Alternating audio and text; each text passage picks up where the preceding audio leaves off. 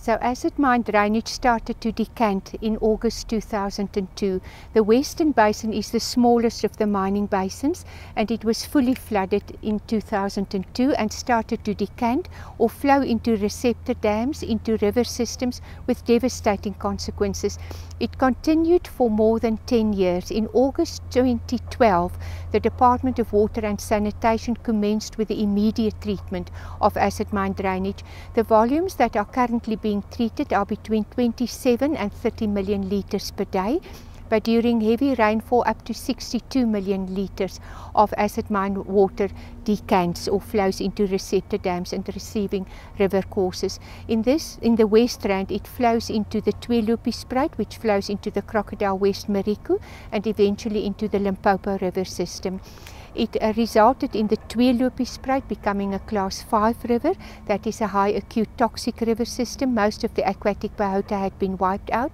It also resulted in certain receptor dams like the Robinson Lake becoming a declared radioactive area with no aquatic biota. But in August 2012, the South African government decided on the high density sludge treatment process where lime is added. The lime dosing causes the acidity of the water to be neutralized, so it becomes alkaline. With a neutralization, the metals then that are in the water, this is a broad spectrum of metals such as cadmium, cobalt, copper, zinc, arsenic, manganese, aluminium, also the radioactive metal uranium, that drops out or precipitates. And it basically just changes into different oxidization states. So from a soluble form, it now becomes solid. The high density sludge is then deposited in unlined tailings dams or unlined pits, such as the Westwit's pit, where it can again translate back into the underground void because these pits are unlined and there are holings as a result of historic mine workings. This is the current treatment of acid mine water. It reduces the sulfate levels in the neutralized acid mine water from 4,500 milligrams per litre sulfate to approximately 2,500 milligrams to 3,000 milligrams per litre sulfate. The water, however, remains unfit for any purpose.